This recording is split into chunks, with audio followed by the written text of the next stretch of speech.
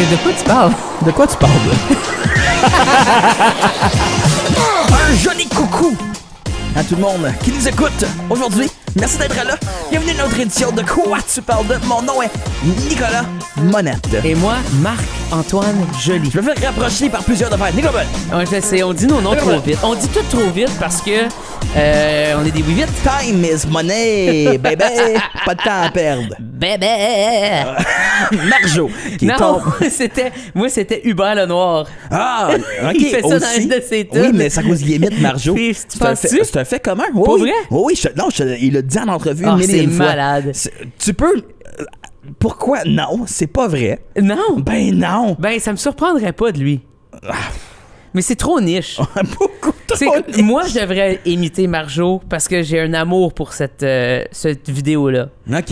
Il y a peut-être une personne que je connais qui a un amour pour Marjo. Ah oui? Notre invité d'aujourd'hui, Oh! on pourrait le considérer de chat sauvage. Parce qu'il fait du country. Ça se dit-tu, ça? Je suis pas sûr. Pas sûr, hein? Mais je pense que oui. On a déjà fait mention de lui sur le podcast. Oui. Avec un certain dénommé Adam Lalonde. J'aime bien l'appeler Zadum Lalonde, moi. Zadum. Ouais, je mets un Z en avant de son nom. Pourquoi pas? Parce que je trouve ça drôle. D'accord. Tout à coup, tu viens de le mettre la fin de la liste des Oui, codes. ben c'est ça. T'es un A, t'es un Z. OK. That's it, man. Phil J. Smith, invité aujourd'hui à De quoi tu parles de natif d'Ottawa-Gatineau, fait du country. Fait du très bon country. Et aussi Oui. un collectif Grande Ours qui ont juste fait un collectif de comme 7 personnes. Qui ont Pour fait, le fun. on est comme les meilleurs à faire du country francophone. On va tout mettre On ensemble. va tous se mettre ensemble puis on va juste faire compétition à nos numéros 1. Exact. Ils sont comme, au lieu d'avoir 2 numéros 1, pourquoi pas en avoir 7? That's it. Ben oui. Aussi simple que ça. Aussi C'est simple. comme je trouve ça cool parce qu'au moins ils se disent hey, on va ressembler un peu au sport, on va avoir un All-Star Game, mais Ouais. nous autres du country, puis on va faire un album, puis ça va fonctionner vraiment, vraiment bien. Tu sais, Grand Ours, Oui. c'est c'est une Les constellation. étoiles, ouais, ouais. C'est des étoiles. Ouais. Sais-tu comment la repérer? La grande ours, c'est celle qui est en forme de marmite ou non? Non, ça, je te dirais, c'est pas un ours. Oui, surtout. Ça ressemble à un ours, c'est ça? Grand Ours, j'ai aucune idée. Moi, les étoiles, je comprends rien. La grande ours, d'après moi, elle brille, là. Sauf celle que les rois mages ont suivie. Oh, man. Merci d'écouter les rois mages. Je salue tout le monde qui s'appelle Balthazar en ce moment. Melchior, Gaspard, allez vous rhabiller. J'aimerais vraiment ça savoir si on a une personne qui s'appelle Balthazar qui nous écoute. Probablement pas. Je dirais que les chances sont rares. Je dirais que les chances qu'il y ait quelqu'un qui est nommé Balthazar au pays. Ah, ça, je pense que oui. S'il vous plaît, si vous vous appelez Balthazar ou vous connaissez Balthazar. Envoyez-nous un baptistère Ouais. en PDF. Non, on fait juste écrire je connais dans les commentaires en quelque part. OK. On va les lire. On va les lire. Oui. Surtout Puis, toi. Merci de nous suivre sur toutes les plateformes, tant sur votre radio Mon de votre tour. choix. Facebook. Oh non, radio de votre choix, puis les plateformes. Ça serait plus Spotify, YouTube, Apple, Podcast et tout, le iHeart restant. Radio, tout. On est Comment là. t'appelles ça? Downcast? Downcast, on est là Malade. aussi. Il y a- iHeart Radio aussi. Oui. Merci de nous suivre. On a fêté tout récemment notre 100e épisode. Et puis là, on est déjà rentré à notre 109e. Hey, que le temps passe vite. J'en reviens pas. Ouais. On est déjà passé les chiffres. On est à la dernière semaine de mars. Ça aussi. Il reste 2 invités pour le restant de la semaine. Bobby Lalonde, Vincent Poirier. Mais tout de suite, on s'en va avec le gars qui fait du country. Phil J. Smith.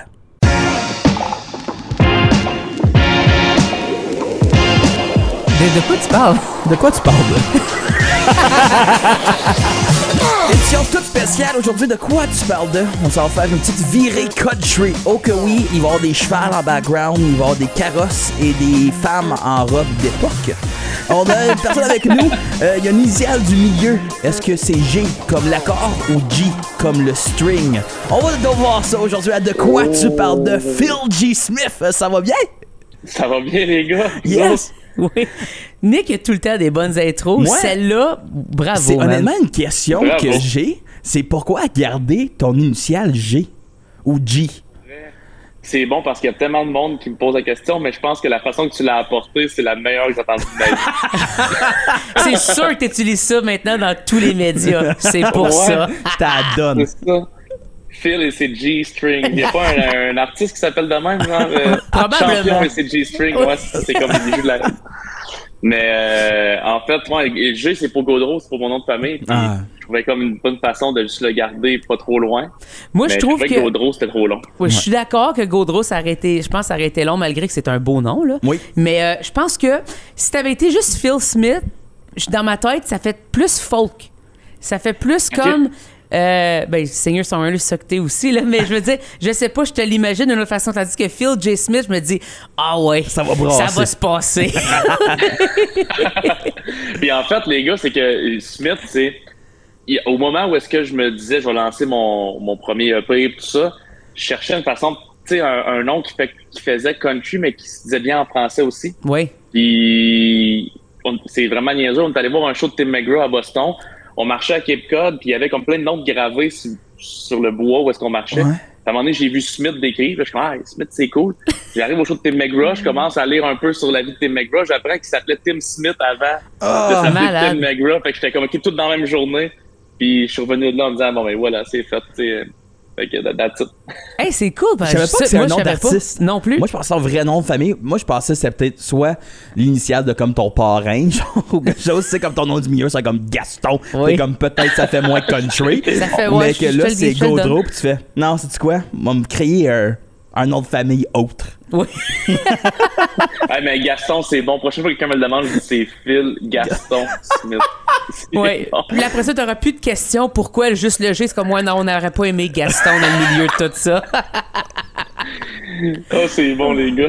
C'est excellent, ça. Mais star montante, ben, t'es une star de la musique country francophone.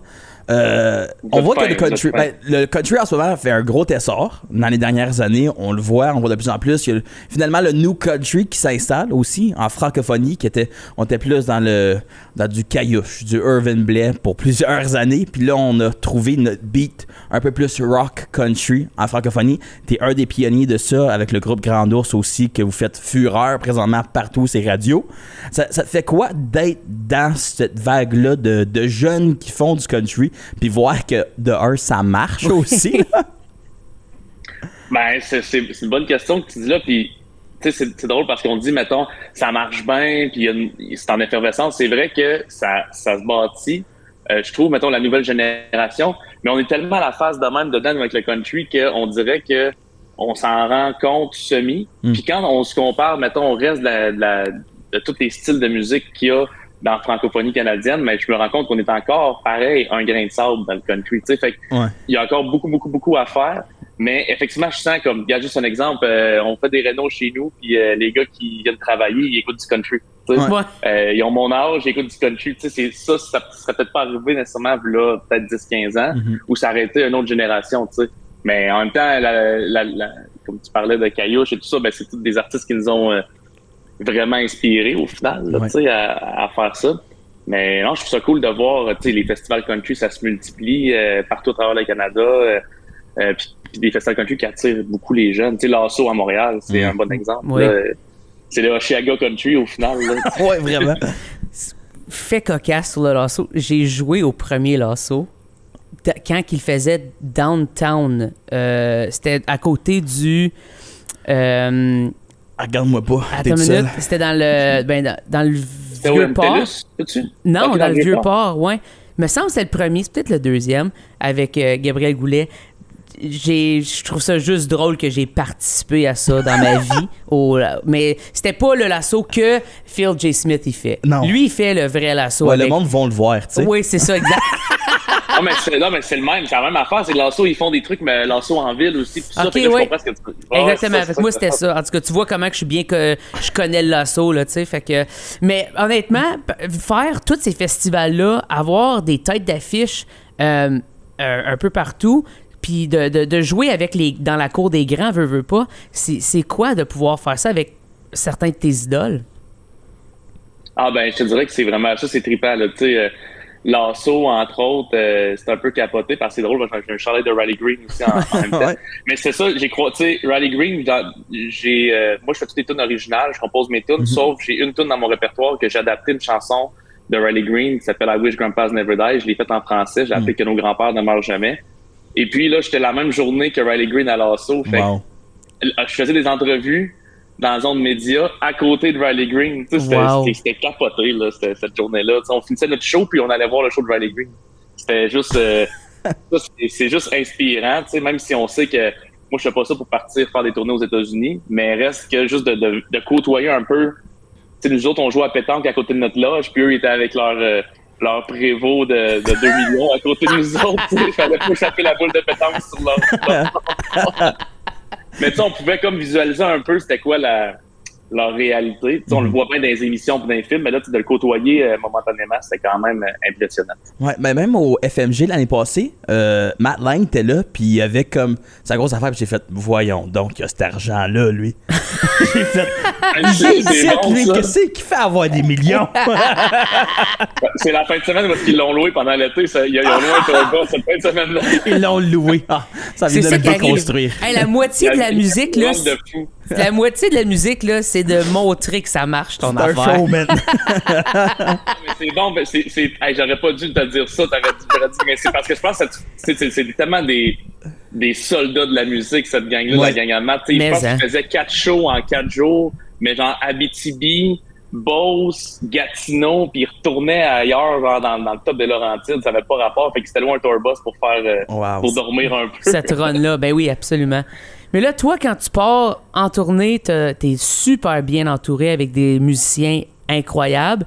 On a parlé à ton drummer récemment, à Adam Lalonde. Ouais, t'as écouté ça, cool. Et puis, d'avoir ce sentiment de famille-là, parce que moi, j'ai eu la chance de jouer avec toi aussi 2 petites fois. Et puis, j'ai l'impression... Ton band, pour toi, là, c'est une des choses les plus importantes qui existent. Tu traites bien tes amis, les membres dans le band. Est-ce que ça a toujours été important pour toi, ça? Oui, en fait, ça qui est drôle, c'est que j'ai toujours eu des bandes, mais, mettons, secondaire, cégep, j'avais des bandes, mais c'était plus comme moi le leader du band, si on veut, qui faisait les horaires, qui organisait toute la patente, mais c'était toujours des amis. Même que, mettons, au secondaire, puis justement, au début de cégep, mais surtout secondaire, c'était pas seulement des musiciens, c'était des amis. Des amis. Fait que j'étais comme, toi, t'étais mon bon chum, tu vas jouer du drum. Il avait jamais joué de drum de sa vie, tu sais. Malade. Fait que nos bands étaient so-so, mais on avait du fun, tu sais. Fait que là, c'est juste que la star s'est rendu des crises de bons musiciens avec qui je joue. Ouais. Mais ça reste mes amis pareil. Fait que, tu sais, je pense que cette essence-là, puis on le dit tout le temps, ça s'appelle Phil G. Smith, ça pourrait s'appeler Phil G. Smith Band, là. Tu sais, tu sais, Adam, je pense que on a dû faire, mettons, sur 200 shows que j'ai fait depuis 2019, je pense qu'Adam, il en a manqué un. Wow. Au final. Fait que on est vraiment un band, puis je pense qu'on commence à savoir aussi, tu sais, les personnalités de chacun, puis comment dealer avec ça, puis je pense que c'est important aussi, là, tu sais, de se compléter à ce niveau-là. Fait que moi, on a juste du gros fun. Tu sais, là, on parle d'Adam, mais Rob, Yanni, on est ensemble depuis un bout, puis on a Antoine Loisel aussi avec nous autres. Puis c'est drôle parce que je me rappelle, tu te rappelles-tu qu'on avait fait Contact Ontario ensemble? Oui. Il faut que je le raconte. à répétition, parce qu'on faisait une chanson dans laquelle Léa Jarry a fait des bacs de vraiment hauts, tu sais. Après le solo de guitare, il y a comme des mais comme vraiment haut. Puis tu sais, moi j'avais dit apprends les tunes, tu sais, il faut que j'apprenne les bacs, ben, si tu veux, tu sais. On arrive à répéter, il fait les parts de Léa. Asile, parfait. On était tous restés sur le cul, on était genre, ben voyons donc, c'était malade. C'était dans mon range. Ce moment-là était vraiment priceless pour elle. C'est surtout drôle. C'était vraiment le fun de jouer avec toi. Mais moi, tu parles de tes musiciens.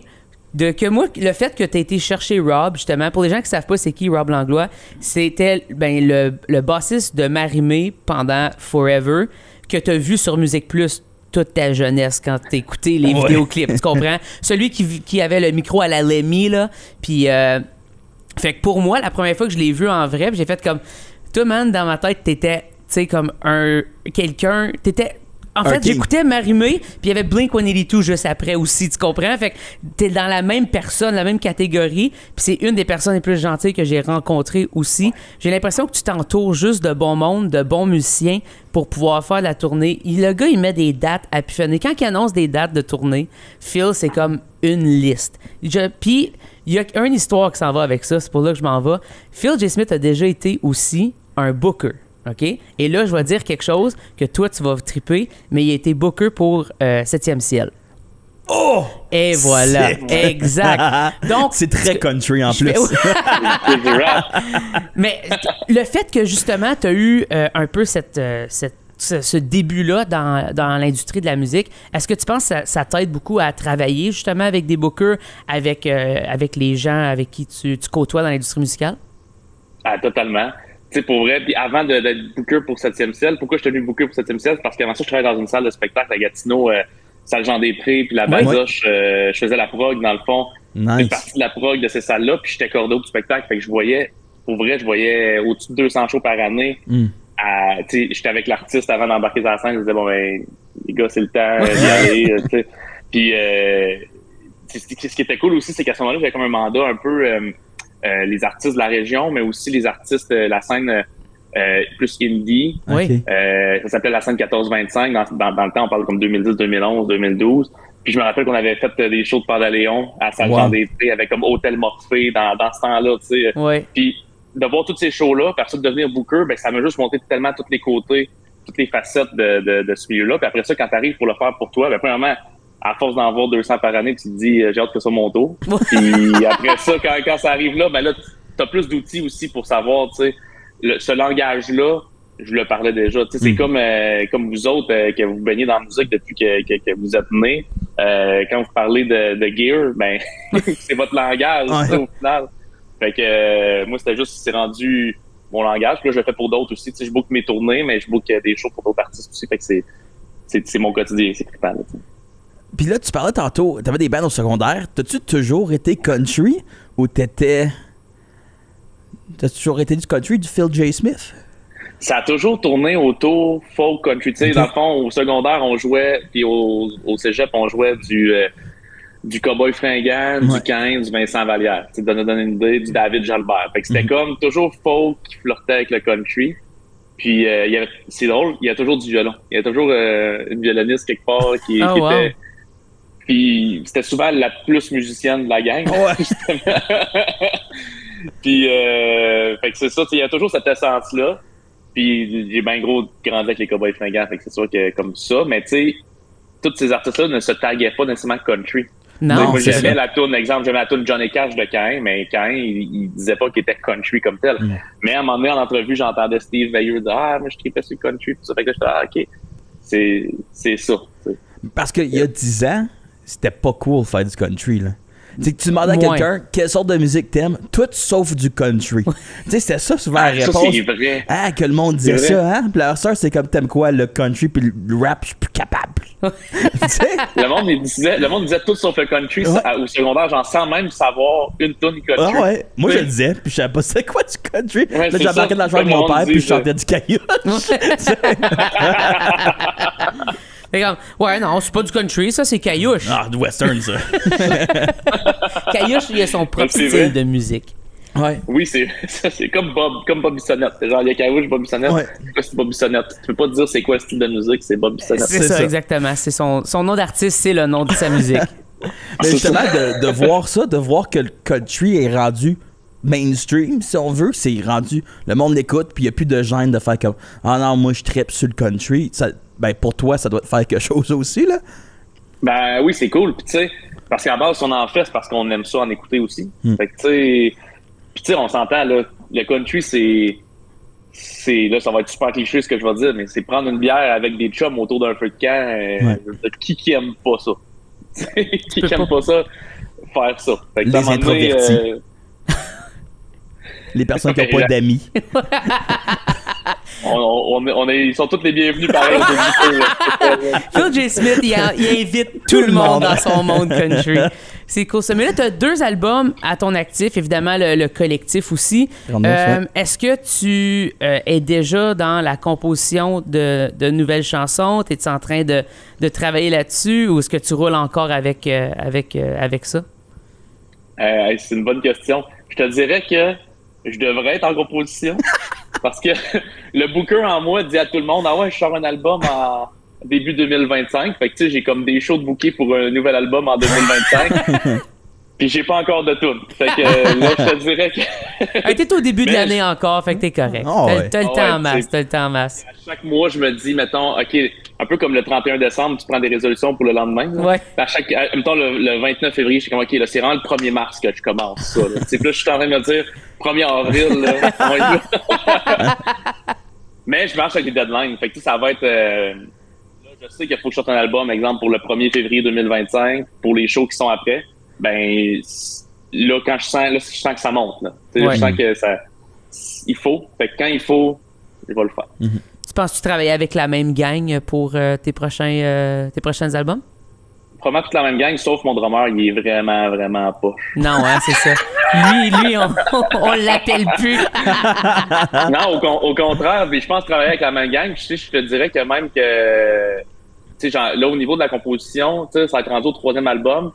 Je parle avec du monde pour co-écrire aussi. Parce qu'à un moment donné, je veux pas non plus que ça soit redondant dans les thèmes de ce que j'ai déjà fait avant. Fait que j'ai envie comme d'aller un peu ailleurs au niveau des collaborations. Puis ça, c'est Grandos qui s'est amené ça aussi. On a fait un projet, les 7 ensemble, 7 auteurs-compositeurs. Fait que j'ai appris comme à co-écrire puis à collaborer là-dedans. Fait que je pense que ça va aller dans cette veine-là en fait. Comment que Grand Ours a commencé justement? Ben, vous connaissez sûrement de la scène, mais d'où est partie l'idée de comme, hey, on se met-tu les 7 ensemble, puis on se fait comme un album? Ah, ben, c'est drôle, on parlait de Matt Lang tantôt, puis c'est après il a fait un show au Corona, septembre 2022. Okay. À Montréal, puis on s'est comme par hasard rencontré plein d'artistes. On avait déjà une affinité ensemble, tu sais, Guillaume Lafont, Vince Lemire, toute cette gang-là, mais on s'est comme tous rencontrés au bar après le show, puis là jusqu'à les pas mal petites tard. heures. Puis là, moi, comme je lance, on devrait, j'ai toujours, ça c'est mon genre, c'est toujours en train de dire, on devrait se faire un souper, on devrait faire telle affaire, puis là finalement, je reviens chez nous, puis j'ai promis des soupers à comme 15 personnes, mettons. Parce que je veux, mais c'est parce que je veux, tu sais, j'aime ça, là. Ouais. Fait que là, j'étais là, on devrait se faire des tunes ensemble, on se loue un chalet, faire des tunes ensemble, puis on fait ça pendant une semaine, puis finalement, là, le lendemain, je m'en ai c'était pas fou, ça, par exemple. Ouais. Puis là, on mijote ça, puis tout le monde lançait des albums, tu sais, Jean-Marc Dion a lancé son album cet automne-là, Guillaume Lafont, Vince. On se ramassait au lancement d'un puis de l'autre. Puis là, après le lancement de Guillaume, on a fait une liste, ma blonde puis moi, on s'est dit, OK, on produit un album, on va être 7, on planifie, on avait une liste, comme c'était naturel, c'était tous des amis. Mm-hmm. Puis on s'est retrouvés dans un chalet 5 jours, on a composé 10 tunes en 5 jours. On est allé une semaine en studio avec Étienne Joly, dans le fond, qui est le guitariste à Matt, justement, puis on a enregistré ça. C'était vraiment... C'était comme naturel. On s'attendait à avoir, mettons, 5, 6 tunes en 5 jours. Finalement, on a eu 10 tunes. Wow. Puis, ça a été un beau gros trip. Ça. C'est-tu un projet que tu veux continuer, ça, ou c'est un projet plus d'une fois, ou... Ben, ça a tellement été magique que, tu sais, à la fin de la semaine, t'es comme, OK, là, on le refait. Puis j'ai l'impression, des fois, tu sais, c'est comme le Roi Lion 1, il était vraiment cool. Ouais. Le Roi Lion 2, il est bon, mais, tu sais... C'est pas le Roi Lion 1.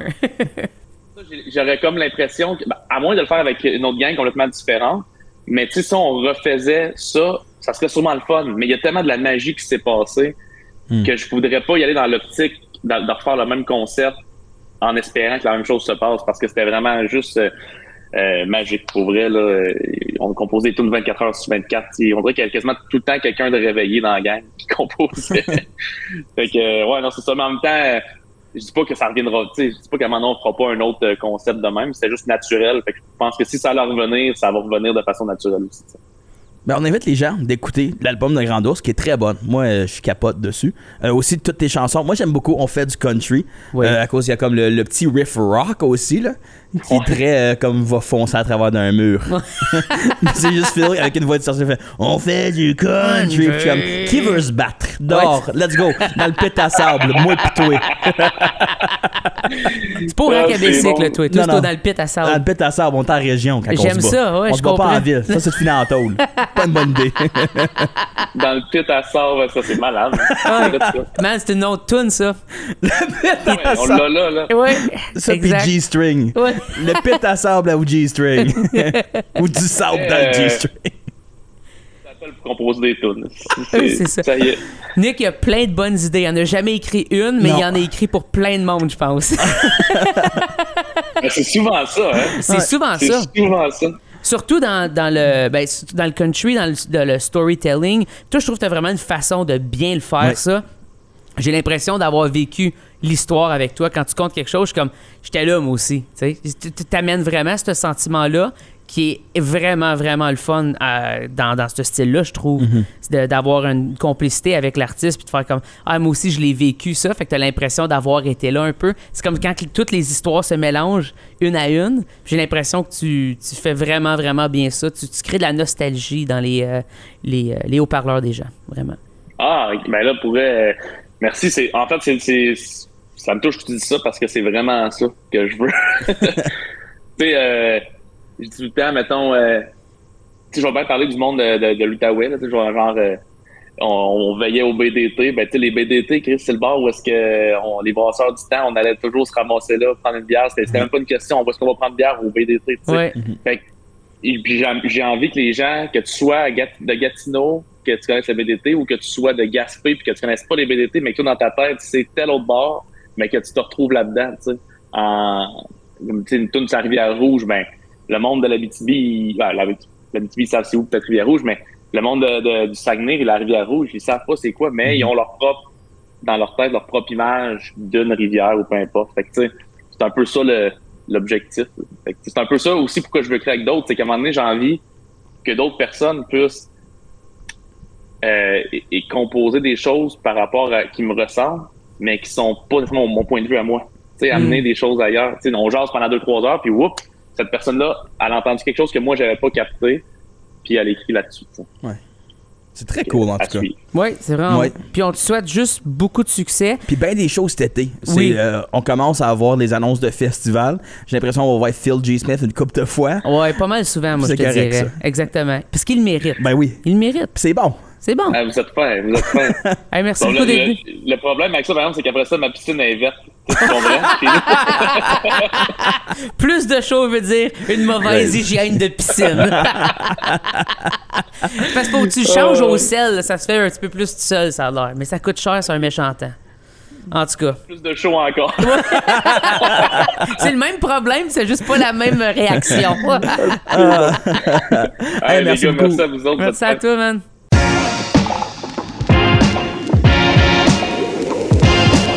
De quoi tu parles? De quoi tu parles? Je vais vous le dire, on est entre chum, on est entre amis. Phil J. Smith, c'est un menteur! C'est un quoi? Menteur! Un menteur! Ce n'est pas son vrai nom! Non. Je peux pas y faire confiance. Il m'offre quelque chose à boire. C'est clair que j'ai fait goûter avant. Oui. C'est la fin de mon royaume. Il va m'empoisonner. Oh. Gaston. La belle et la bête. C'est lui, la bête.